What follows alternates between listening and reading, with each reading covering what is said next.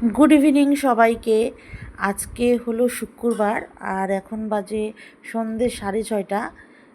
আর এখানে মিকু আর আমার মেয়ে প্রত্যুষার বদমাইশি। এইখানে প্রত্যুষ আর মিকু পুরো বাড়িটাকে মনে হচ্ছে মাথায় উঠিয়ে নিয়েছে। এত যে বদমাইশি করে, মিকুটাও কিন্তু কম বদমাইশ না। সারাক্ষণ মিকু বদমাইশি করতে থাকে। এই যে দেখুন কীরকম করছে। একটু দেখতে ভালোও লাগে, আবার এক এক সময় খুব বিরক্তিও লাগে। কি আর বলবো, ওই যে ওই ঘরের বিছানা থেকে আমার নাইটিটাকে নিচে ফেলে রাখছে, জামা কাপড় এনে রেখেছি, তার থেকে মিকু এরকম করে বেড়াচ্ছে। মানে একটু যদি বাড়িঘর পরিষ্কার রাখা যায়। আর এদিকে আমার ছেলে দুপুরবেলায় ঘুমিয়েছে, বালিশগুলো লাইন করে রেখেছে সাজিয়ে, আর নিজের মুখটা ঢেকে রেখেছে। আর এখানে প্রত্যুষা হলো মানে মিকুর থেকেও বেশি বদমাইশ, মানে বদমাইশির মানে একদম লেভেলটা একদম প্রো। এই যে এইরকম অত্যাচার করে। কে যে বলছে যে মেয়েরা শান্ত হয়, আমি জানি না। আমার মেয়েকে দেখলে এক বিন্দু কেউ বলবে না আমার মেয়েটা শান্ত।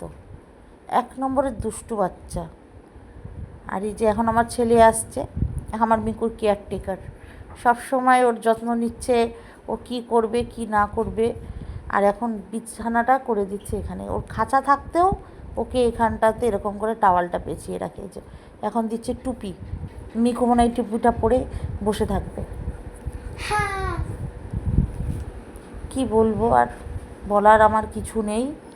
যাই হোক, একটু মানে ফান টাইম এটা আমাদের। যেহেতু আজকে ম্যাম আসে নেই, সেহেতু এটা একটু ফান টাইম হয়ে গেছে। তো একটু পরে ওরা পড়তে বসবে, ততক্ষণ একটু খেলাধুলা করে নিক। এরকম খেলাধুলা করলেও মনটা ভালো লাগবে। আগে তো বাচ্চারা বাইরে খেলতে যেত বা খেলা করতে পারতো, এখন তো আর সেরকম নেই। আর এই যে আমাদের মিকু এই পাশ থেকে পারে না ওই পাশে, এখন বালিশগুলোকে কামড়াচ্ছে।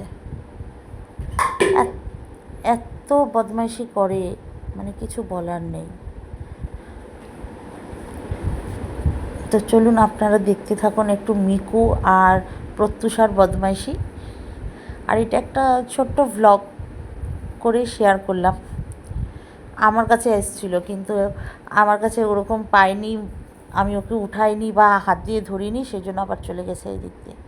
আর এইদিকে দেখুন প্রত্যুষাকে, ওকে উপরে উঠাবে সেরকমই চেষ্টা করছে।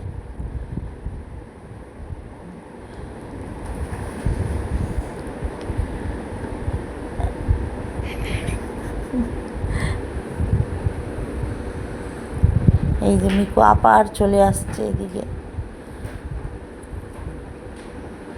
আর এখন আমি একটু পা দিয়ে ওকে করবো।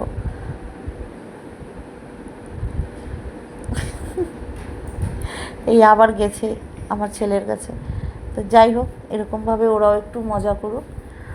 আর আমিও এই চান্সে একটু ভিডিও বানিয়ে নিলাম, কারণ আমি এখন বেশি ভিডিও কিছুই আপলোড করছি না।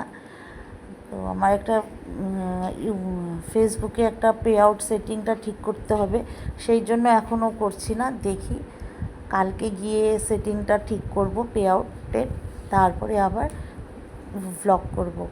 তো এই যে এখন মিকু আবার চলে গেছে মাঝখানের ঘরে।